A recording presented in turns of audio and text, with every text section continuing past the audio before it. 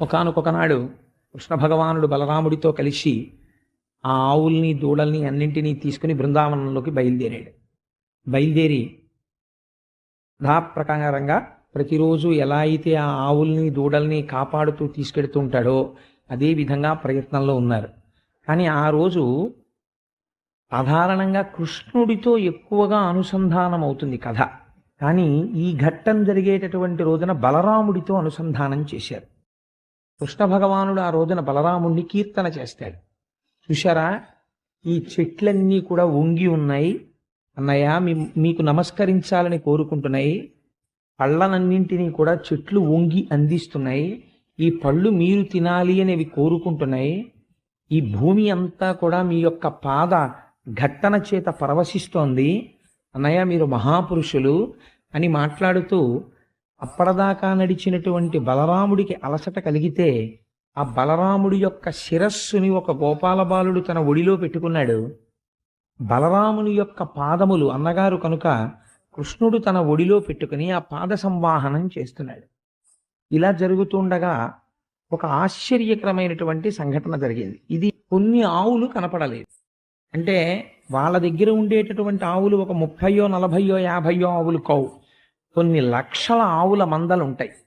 కానీ అందులో ఏ ఆవు కనపడకపోయినా కృష్ణుడు గుర్తుపట్టగలడు. ఆయన సర్వజ్ఞుడు, ఆయనకి ఏమిటి తెలియదు కనుక ఆయన ఎంత గమ్మత్తుగా పిలుస్తాడంటేట ఆ ఆవుని పేరు పెట్టి పిలిస్తే కొండల మించి ఆ ఆవులు అంబా అని తిరిగి జవాబు చెప్తూ పరిగెడుతూ వచ్చేవిట. అవి ఎవరండి? ఆ ఇంట్లో ఆవులు. ఆయన ఆవుల్ని పిలవలసి వస్తే ఆవులకు ఆయన పెట్టుకున్న పేర్లు చూడండి. రాపూర్ణచంద్రిక ఒక ఆవు పేరు పూర్ణచంద్రిక, రాగౌతమి ఒక ఆవు పేరు గౌతమి, రాగంగా ఒక ఆవు పేరు గంగ, రమ్ము భాగీరథ రాజతనయ ఒక ఆవు పేరు భాగీరథ రాజతనయ, రా సుధాజలరాశి ఒక ఆవు పేరు సుధాజలరాశి అంటే అమృతం, రా మేఘబాలిక ఎంత గొప్ప పేరు, ఒక ఆవు పేరు మేఘబాలిక. అసలు ఇంట్లో పిల్లల్ని కూడా మనం ఇలాంటి పేర్లు పెట్టి పిలవమేమో, ఆయన ఆవుల్ని పిలుస్తున్నాడు ఇలాంటి పేర్లు పెట్టి. రా అని ఆవుల్ని పేరు పెట్టి కృష్ణుడు గట్టిగా పిలుస్తుంటే ఎంత ప్రేమ పెంచుకున్నాయో చూడండి. ఆ ఆవులు కూడా శుభాంగి అని గట్టిగా పిలిస్తే ఎక్కడో గడ్డి తింటున్న ఆవు అంబా అని అరిచేదిట. శుభాంగి రా అనేటప్పటికీ పర్వత శిఖరం మించి పరిగెత్తుకుంటూ కృష్ణుడి దగ్గరికి వచ్చేసి ఆయన పాదాలు నాకుతూ నిలబడేదిట. పిలవడంలో ప్రేమ ఉంది, ఆ పిలవడంలో మర్యాద ఉంది. ఎంత అందంగా పిలిచారో చూడండి. అలా ఆవులన్నిటినీ పిలుస్తూ వాటితో ఆడుకుంటూ కృష్ణుడి పాద సంవాహనం చేస్తూ కృష్ణుడు నడిచి నడిచి నడిచి నడిచి అలసిపోయే కాళ్ళు నొప్పెడుతున్నాయి ఇలా ఒంగుని ఇలా అనుకునేవట. అనుకోగానే అక్కడున్న గోపాల బాలుడు చూసి, కృష్ణ నీకు కాళ్ళు నొప్పుడుతున్నాయా, నిన్ను ఉప్పు బస్తా ఎక్కించుకుంటాను రా అని చెప్పి చిన్నతనంలో ఉప్పు బస్తాలను ఆడుకునేవారు. దానివల్ల వెన్నుపాముకి ఎంత బలం వచ్చేదో ఆ ఉప్పు బస్తా ఎక్కించుకుని ఆయన తొడల రెండింటి కింద నుంచి చెయ్యేసి ఇలా కట్టేసుకుని, ఎవరైనా సమస్త బ్రహ్మాండములైన కుక్షి ఎందున్నవాడు ఆయన గర్భము వచ్చి మన వీపుకి తగిలి ఆయన తొడల కింద చెయ్యేసి ఆయన్ని పట్టుకొని ఆయన చేతులతో మన కంఠాన్ని పెనవేసి పట్టుకోవడమే. ఒక గోపబాలుడు అలా ఎత్తుకుని తీసుకెడుతుంటే ఆశ్చర్యపోయేవారు దేవతలందరూ. ఏమిట్రా ఈ కృష్ణ భగవానుడి లీలలు, అసలు ఏ అవతారంలోనూ ఇటువంటి సౌలభ్యం లేదు, ఇంత సౌలభ్యం కేవలం కృష్ణ అవతారంలోనే అని పొంగిపోయి ఆఖరణ కృష్ణుడికి అలసట వస్తే కాళ్ళు పట్టేవారు. మీకు చిత్రం తెలుసా అండి? మీరు భాగవతం చదవాలి. కృష్ణుడికి చెమట పట్టేదిట, కాస్త అలిసిపోయి అలా పడుకునేవాట చెట్టు కింద.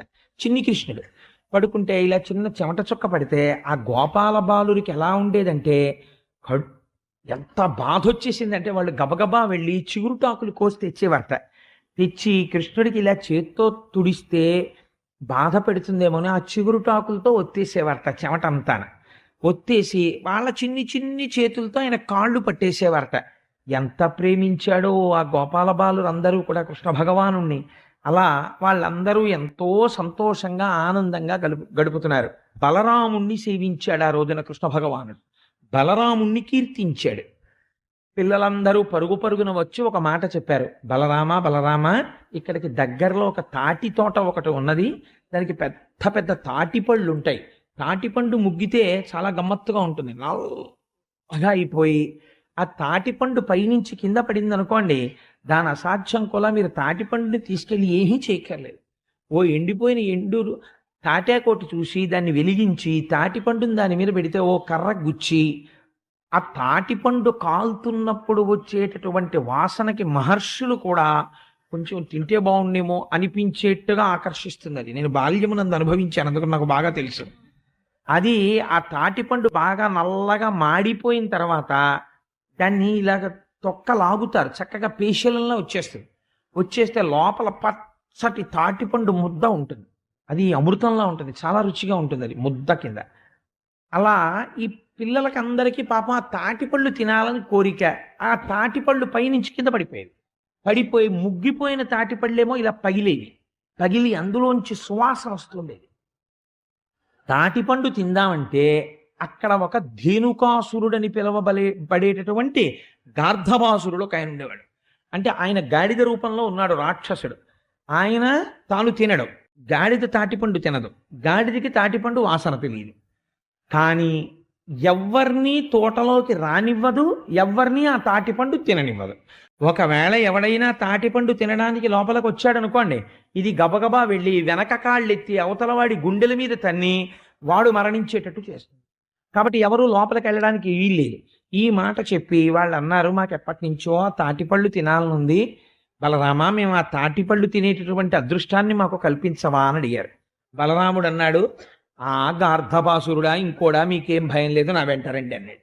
ఆ తోటలోకి తీసుకెళ్ళి ఆయన అపారమైనటువంటి బలశాలి బలరాముడంటే బలము మిగుల కలుగ బలభద్రుడని లోక రమణుడగుట చేసి రాముడనియు అని కదా ఆయన. అందుకని ఒక తాటి చెట్టు పట్టుకుని ఊపితే తాటి చెట్టుని ఊపడం అంటే అది మాటలు కాదు, తాటి చెట్టుని ఎవరు ఊపలేరు, చాలా కష్టం. అలా తాటి చెట్టును ఆయన ఊపితే తాటి చెట్టు పైన ఉన్నటువంటి తాటి పళ్ళు గలగల కింద రాలిపోతే ఈ పిల్లలందరూ ఎంతో సంతోషంగా వచ్చి, భలే ఉన్నాయిరా తాటిపళ్ళు, మనకు బలరాముడు ఇప్పించాడని చెప్పి తాటిపళ్ళు తింటున్నారు. చూశాడు గార్ధపాసుడు, ఇన్నాళ్ల నుంచి నేను ఈ తాటిపళ్ళు ఎవరూ తినకుండా కాపాడాను, ఇవాళ ఈ పిల్లలు వచ్చి తాటిపళ్ళు తింటున్నారని వాడు వెంటనే గాడిద రూపంలో వచ్చి బలరాముణ్ణి తన వెనక కాళ్లతో ఒక్క తన్ను ఆయన గుండెల మీద తనబోయాడు. బలరాముడు ఒడిసి ఆ రెండు కాళ్ళు పట్టుకుని ఆ గాడిదని గిర్ర తిప్పి ఒక తాటి చెట్టు మీదకి విసిరాడు. ఈ గాడిదని పట్టుకుని విసిరితే ఇది వెళ్ళి ఓ తాటి చెట్టుకి తగిలింది. ఆ తాటి చెట్టు ఈ గాడిద దెబ్బకి ఈ తాటి చెట్టు వెళ్ళి ఇంకో తాటి చెట్టు మీద పడింది. దీని విసురుకి ఆ తాటి చెట్టు వెళ్ళి ఇంకో తాటి చెట్టు మీద పడింది. అలా తాటి చెట్లన్నీ పెద్ద గాలి వస్తే ఎలా పడిపోతాయో అలా తాటి చెట్లన్నీ కూలిపోయి హాయిగా పిల్లలందరూ ఆ పళ్ళు తినేశారు. ఈ గాడిద రూపంలో ఉన్నటువంటి రాక్షసుడు మరణించాడు. ఈ గాడిదకి మళ్ళీ అనేక మంది గాడిదలు పిల్లలు ఉన్నాయి. అందుకని వీళ్ళందరూ కూడా మా నాన్నగారిని ఎవరో సంహరించారని చెప్పి పిల్లగాడిదలన్నీ యుద్ధానికి వచ్చి కృష్ణుడి మీదకి బలరాముడి మీదకి వచ్చాయి. అలా పరమేశ్వరుడైనటువంటి వాడికి గాడిదల్ని చంపడం పెద్ద లెక్క ఏమిటండి, రాక్షసుల్ని పిల్లగాడిదల్ని చంపవతల పారేశాడు అన్నారు అంతే పోతరగా. ఈ లీల చాలా చిన్న లీల, కానీ ఈ లీల కృష్ణ భగవానుడు చెయ్యలేదు భాగవతంలో. దీన్ని బలరాముడితో చేయించాడు. బలరాముడు చెయ్యడానికి ముందు బలరాముడిని చాలా పొగిడి తీసుకొచ్చి బలరాముడు చంపాడు ధేనుకాసురుణ్ణి. ఇది కృష్ణుడు చెయ్యకూడదా? ఇంతమంది రాక్షసుల్ని చంపాడు కదా, ఇంతమంది రాక్షసుల్ని చంపినటువంటి కృష్ణుడు ధేనుకాసురుణ్ణి అనగా గార్ధపాసురుణ్ణి ఎందుకు చంపలేదు? బలరాముడి పాద సంవాహనం చేసి అన్నయ్య కాళ్ళు పట్టి అన్నయ్యకి విసిరి అన్నయ్యకి పళ్ళు పట్టి అన్నయ్యని స్తోత్రం చేసి అన్నయ్యతో ఎందుకు చంపించాడు? ఎందుకంటే పుట్టుకతో మీ అంతట మీరు ప్రయత్నము చేయవలసినటువంటి అవసరము లేకుండా పట్టుకునేటటువంటి గుణం ఒకటి ఉంటుంది, దాని పేరే లోభము. అది ఎవ్వరూ నేర్పక్కర్లేదు. ఒరే నాన్న, నువ్వెవరికి ఏమీ పెట్టకే, నువ్వన్నీ దాచుకో, నువ్వెవరికి ఇవ్వకూడదు, అలా ఏముండదు. లోభము ఎవ్వరూ చెప్పరు, వచ్చేస్తుంది అంతే వాడికి. ఎంత చిత్రంగా వస్తుందంటే ఇంకా గట్టిగా 2 అక్షరాలు వస్తాయంతే. మీరు వాడిని ఏది నాన్న నాకు పెట్టు అన్నారనుకోండి, నాది అంటాడు వాడు ఇవ్వడు. అంటే అది మనిషికి సహజంగా ఉండేటటువంటి స్వభావం. ఎవరి కోసం కాస్తోంది మామిడి చెట్టు? తను కాసిన కాయలలో ఒక్క పండు, ఇన్ని పళ్ళు పండాను కదా, ఒక్క పండు నేను తింటానని మామిడి పండు ఎప్పుడైనా మామిడి చెట్టు తిన్నదా? ఒక్క పండు తినదు. నది ప్రవహిస్తూ ఉంటుంది. ఇంత ఎండలో రాత్రనక పగలనక తిరుగుతున్నాను, దాహం వేస్తోందని నది తన నీళ్లు తాను ఒక చుక్క తాగినదా? తాగలేదు. ఆవు ఎక్కడికో వెళ్ళి గడ్డి తిని పాలు తయారు చేసింది. తన పాలు తాను ఆవు దగ్గరికి తీసుకెళ్ళి మీరు గిన్నెలో పెట్టండి, ఇలా వాసన చూసి వదిలేసి తాగదు. ఆవు తన పాలు తను ఒక చుక్క తాగదు.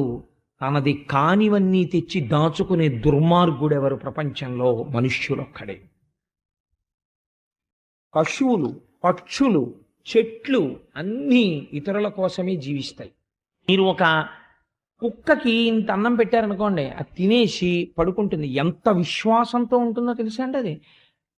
ఇలా కుక్క పడుకుంటే ఇలా ముఖం పెట్టుకు పడుకుంటుంది. పడుకుంటే ఓ కాకొచ్చి అలా బాల్కనీలో వాలింది అనుకోండి, ఇలా చూస్తుంది. ఆకి 2 అడుగులు ఇలా గెంతింది అనుకోండి, కాస్త వంటింటి వైపు హౌ అంటుంది లేచి. వంటింట్లోకి వచ్చి యజమాని చెంచే ఎత్తుకుపోతుందేమో దానికి అనుమానం. అంత ఎలర్ట్గా ఉంటుంది అది డ్యూటీలో. ఆశ్చర్యం ఏంటంటే చెట్టు ఎంత ఎండలోనో నిలబడుతుంది, తాను కిందకొచ్చిన వాడికి నీడనిచ్చేస్తుంది. కానీ మనిషికి మాత్రం పుట్టుకతో వచ్చే గుణం ఏమిటో తెలుసా అండి? లోభగుణము. ఈ లోభము మీరు ప్రయత్నపూర్వకంగా నిరసించకపోతే దానికి అంతన్నది ఉండదు. ఈ విషయం బాగా జ్ఞాపకం పెట్టుకోండి. ఇంత కష్టపడి భగవంతుడు ఇందుకు ఈ లీల చేశాడు భాగవతంలో అంటే, భగవంతుడితో సమానంగా స్తోత్రం ఎవరిని చేస్తావో తెలుసా? ప్రయత్నపూర్వకంగా లోభగుణాన్ని పక్కన పెట్టి 10 మందికి సేవ చెయ్యాలని తాపత్రయపడిన వాడెవడున్నాడో వాణ్ణి పొగడడంలో వెనకంజ వేయకు. కృష్ణుడు చెప్పాడు ఆ మాట, నువ్వెవరివి కాదని చెప్పడానికి? చెయ్యాలి. అందుకే కృష్ణ భగవానుడు బలరాముణ్ణి స్తోత్రం చేశాడు. నీకు భాగవతం చదివితే అర్థం అవుతుందని గొప్పతనం ఏమిటో. మహాపురుషుల్ని సేవిస్తే, మహాపురుషుల జీవితం తెలుసుకుంటే నీలో ఉన్నటువంటి లోభగుణము విరిగిపోతుంది. గాడిద ఏం చేసింది? తాటిపండు తినదు, వాసన తెలియదు, వేరొకరిని తిననివ్వదు. కాబట్టి ఈ లీల పూర్తి చేశారు.